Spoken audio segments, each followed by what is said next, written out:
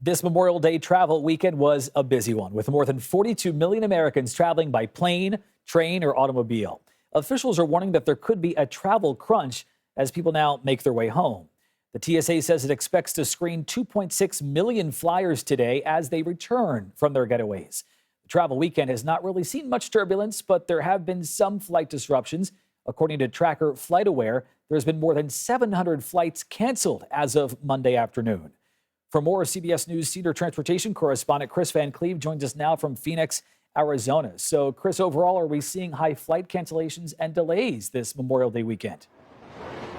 Not at all. In fact, the U.S. airlines have been operating at completion factors at 98, 99, even nearly 100%.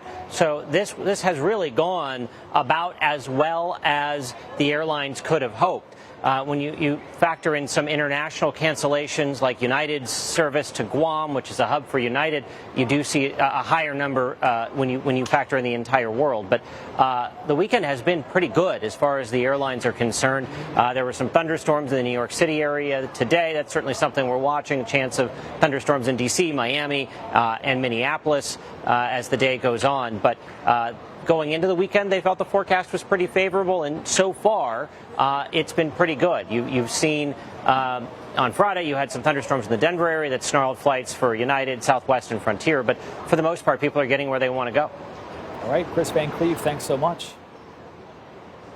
Sure thing. So now let's bring in CBS News travel editor Peter Greenberg. All right, Peter, so what can you tell us about traffic at the airports and other places? Well, as Kris Cleave just reported, this was a big stress test for the infrastructure of America's transportation system, airports and highways. And so far, so good. The airlines, cut back 10% of their flights because they were already warned by the FAA that there was an air traffic controller shortage. So 10% cutback on the Northeast corridor. They're flying more people, but on fewer flights. That's good. We've got more people on the highways because in many cases, they didn't want to drive to begin with, because the airlines had cut back service or eliminated service to maybe 45 or 46 different cities in America. So they were driving when they otherwise would have flown. You have airfares at historic highs, hotel rates that are soaring. But the good news is, at least for this weekend, everybody got through it because, as you just heard, weather was not a factor. Now, there's some underlying issues that can creep up and really ruin the rest of the summer.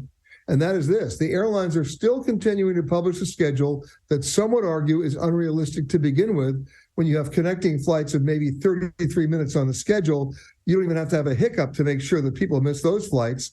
The other day, I was on a flight that landed, a very full flight, 180 passengers on a 737, and I took out my stopwatch from the time they opened the gate to find out how long it was going to take on average for the passengers just to leave that plane to make their connecting flights. It was 23 minutes. So you can see the ingredients are there for a pretty messy summer if they don't continue to adjust their schedules. That's true. I was on a direct flight just yesterday. I left on Wednesday, Memorial Day weekend.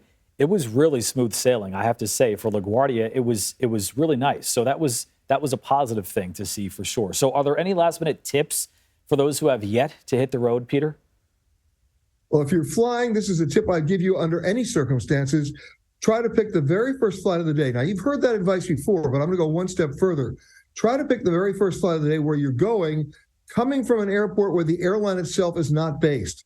What that means is that plane inevitably has come in the night before, has overnighted at that airport along with its crew, and you stand a reasonably good chance of actually getting out on time the next morning. Yeah. All right. So this is a test, as they say. We're already seeing a surge in travel this weekend. So what can we expect for the summer season? Of course, the masks are off. The COVID-19 pandemic is no more. What are we seeing for the next couple months here? We're seeing bookings at historic highs going all the way through the end of September. Virtuoso, which is the consortium of luxury travel advisors, reports their bookings are up 91%, not over last year, but over 2019, which is the last high water mark. That'll give you an idea of why all the planes are full and why the fares continue to increase. You would think there'd be some stability here or that they'd subside, but we see no signs of that through the end of the summer. You're absolutely right. I was looking on Google Flights with my dad over the weekend, and they are still very expensive for later in the summer. All right. Peter Greenberg, thanks so much.